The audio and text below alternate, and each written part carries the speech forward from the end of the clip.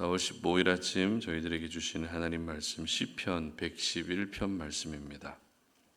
할렐루야. 내가 정직한 자들의 모임과 회중 가운데에서 전심으로 여호와께 감사하리로다. 여호와께서 행하시는 일들이 크시오니 이를 즐거워하는 자들이 다 기리는도다. 그의 행하시는 일이 존귀하고 어미하며 그의 의가 영원히 서있도다. 그의 기적을 사람이 기억하게 하셨으니 여호와는 은혜로우시고 자비로우시도다. 여호와께서 자기를 경외하는 자들에게 양식을 주시며 그의 언약을 영원히 기억하시리로다. 그가 그들에게 문 나라의 기업을 주사 그가 행하시는 일의 능력을 그들에게 알리셨도다. 그의 손이 하는 일은 진실과 정의이며 그의 법도는 다 확실하니 영원 무궁토록 정하신 바요 진실과 정의로 행하신 바로다. 여호와께서 그의 백성을 속량하시며 그의 언약을 영원히 세우셨으니 그의 이름이 거룩하고 지존하시도다.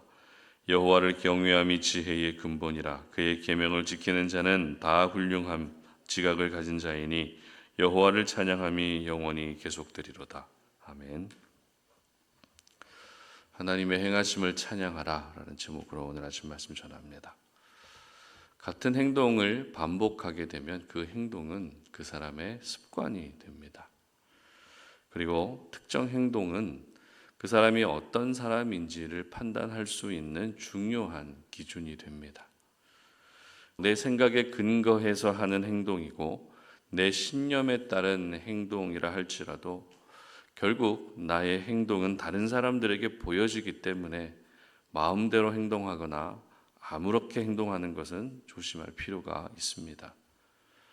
말 한마디가 천냥빚을 갚는다는 이 말의 중요성에 관한 속담도 물론 있지만 말 못지않게 중요한 것이 바로 우리의 행동입니다. 살아가다 보면 말하는 것조차도 귀찮을 때가 있죠. 일일이 말로 설명해 주는 것 자체가 피곤하게 느껴질 때가 있습니다. 그럴 때 우리의 행동이 내 생각을 보여주고 또 내가 하고 싶은 말을 보여주는 수단이 될 수 있기 때문에 어떤 행동을 하더라도 우리는 신중할 수 있어야 되는 것이죠. 오늘 저희들이 살펴보게 되는 시편 111편의 표제는 아무 내용도 기록되어 있지 않습니다. 그러나 시편 본문의 내용을 보게 되면 시인이 유난히 강조하고 있는 표현이 있습니다. 그 표현이란 바로 행하심이라는 표현입니다. 한마디로 행동 이런 뜻이겠죠. 2절과 3절 그리고 6절과 8절 이렇게 모두 4번 언급되고 있습니다. 그러니까 시편 111편의 표제는 나와 있지 않아도 이 시를 통해서 시인이 전하고자 했던 내용은 하나님의 행하심을 기억하면서 찬양해야 된다. 이 메시지를 전하고 싶었던 것입니다. 그래서 1절의 시작이 어떻게 시작되고 있습니까? 하나님을 찬양하라는 뜻의 할렐루야로 시작되고 있는 것입니다. 특별히 이 행하심이라는 단어가 우리말로는 한 가지 단어밖에 안 되지만 히브리 원어로 보게 되면은 2개 이상의 단어를 가지고 있습니다. 2절과 6절에 나오는 행하심이라는 단어가 같은 단어고 그리고 3절과 8절에 나오는 행하심이라는 단어는 또 다른 단어를 사용하고 있습니다. 그러니까 오늘 본문에서는 이 행하심이라는 단어가 모두 4번 사용되고 있지만 2번에 걸쳐서 다른 단어로 히브리어로 표현되어 있다는 것이죠. 특별히 이 단어들의 품사가 조금 차이가 있습니다. 그러니까 2절과 3절, 6절에 나오는 행하심이라는 단어는 모두 명사형입니다. 즉 하나님의 행하심으로 말미암은 결과라는 뜻이죠. 그리고 8절에 나오는 행하심은 동사형입니다. 하나님이 어떤 결과를 이루시기 위해서 끊임없이 행동하시고 일하신다는 뜻입니다.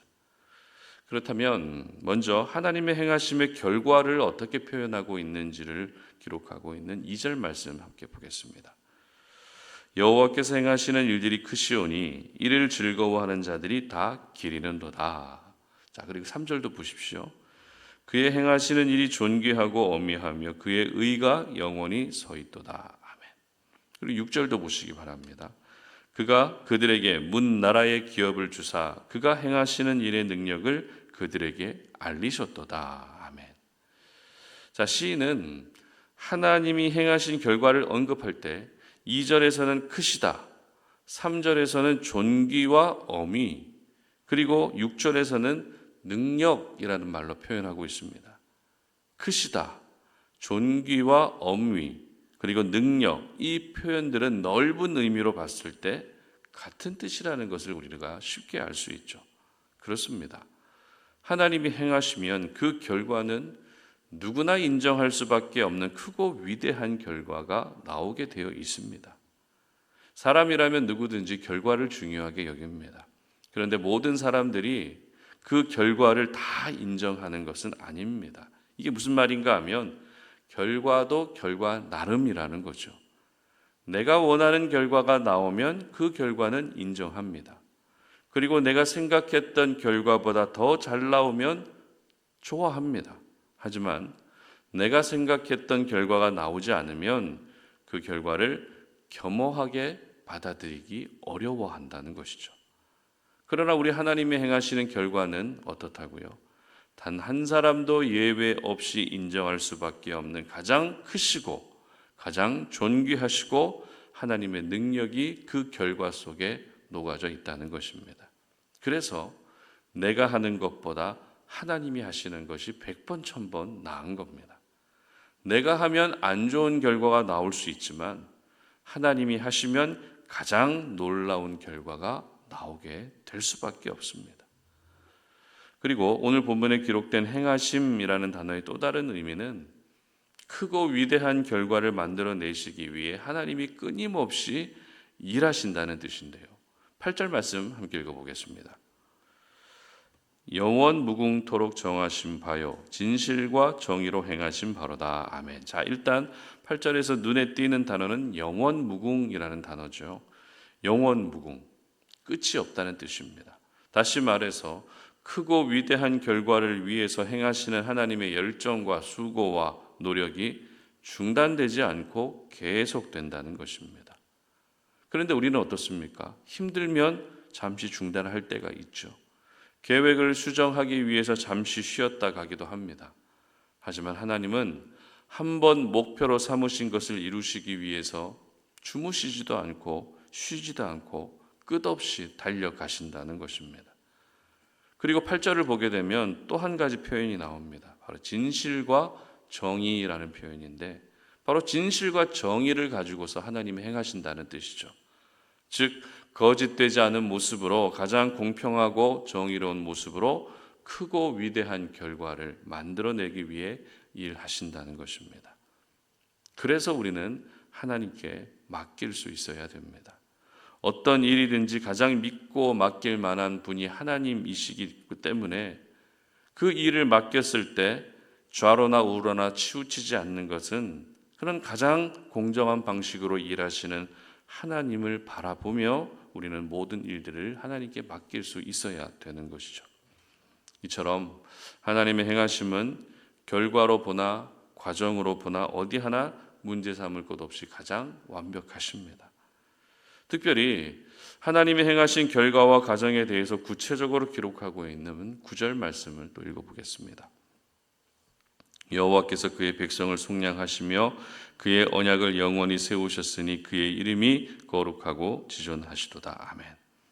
그의 백성을 속량하시고 그의 언약을 영원히 세우셨다. 자, 이게 뭘까요? 바로 구원을 말하고 있죠. 하나님이 행하신 구원이야말로 가장 크고 위대한 결과고 영원 무궁할 뿐만 아니라 진실과 정의로 행하시는 가장 흠잡을 곳 없는 완벽한 과정인 것입니다. 따라서 우리는 하나님의 행하심을 기억하며 하나님을 찬양할 수 있어야 됩니다. 크고 위대한 결과를 이루신 하나님을 찬양해야 되고 늘 한결같은 모습으로 일하시는 하나님을 또 찬양할 수 있어야 되는 것입니다. 그리고 오늘 시인이 마지막으로 고백하고 있는 10절 상반절 보시기 바랍니다. 여호와를 경외함이 지혜의 근본이라. 아멘. 그렇습니다. 하나님이 행하신 결과뿐만 아니라 과정까지도 완벽하시기 때문에 우리는 여호와 하나님을 경외하는 삶, 하나님을 가장 두려워하며 살 수 있어야 되는 것입니다. 우리의 행동은 아무리 조심해도 실수할 때가 있죠. 그러나 하나님의 행동은 실수가 없으십니다. 하나님의 행하심은 흠잡을 곳도 없습니다. 그러므로 하나님이 우리의 삶의 전 영역에서 일하여 주시도록 오늘 이 아침에 기도할 수 있었으면 좋겠습니다. 내가 행하면 실패할 때가 있고 내 행동은 흠잡을 곳도 있지만 하나님이 행하시면 반드시 성공으로 이어지게 되어 있다는 것을 믿고 또 하나님의 행하심은 흠잡을 곳도 없다는 것을 믿으시며 기도할 수 있었으면 좋겠습니다. 우리 하나님은 나의 실패마저도 성공으로 바꾸시는 분이시기 때문에 우리는 하나님의 행하심을 믿고 따르며 맡길 수 있어야 됩니다. 하나님은 오늘도 우리와 함께 하실 뿐만 아니라 모든 일을 행하실 준비를 끝내셨습니다. 가정의 구원, 믿음의 회복, 무너진 것을 다시 일으키시기 위한 모든 만반의 준비를 마치셨습니다. 중요한 것은 이제 하나님이 이 모든 일들을 행하시도록 맡겨드리는 겁니다. 내가 하려 했던 생각과 시도는 내려놓고 하나님이 하시도록 맡겨드릴 때 가장 크고 위대한 결과가 진실과 공의라는 과정을 통해서 이루어지게 되는 것입니다. 그리고 우리는 하나님 행하심에 대해서 기리고 기억하면 되는 것이죠. 오늘 시편 기자도 2절 말씀에서 기린다라는 표현을 사용하고 있습니다. 그리고 4절에서는 기억한다는 표현을 사용하고 있는 것처럼 하나님의 행하심은 절대 잊혀지면 안 되는 겁니다. 나를 통해 하나님의 행하심이 또 다른 사람에게 전해지게 함으로써 그들도 역시 하나님의 행하심을 기대하며 또 맡기고 또 찬양하는 삶을 살 수 있게 해야 되는 것이 우리 모두의 사명이라는 것이죠.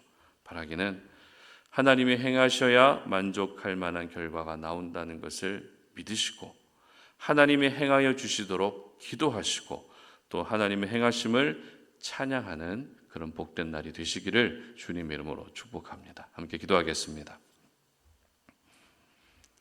하나님 감사합니다.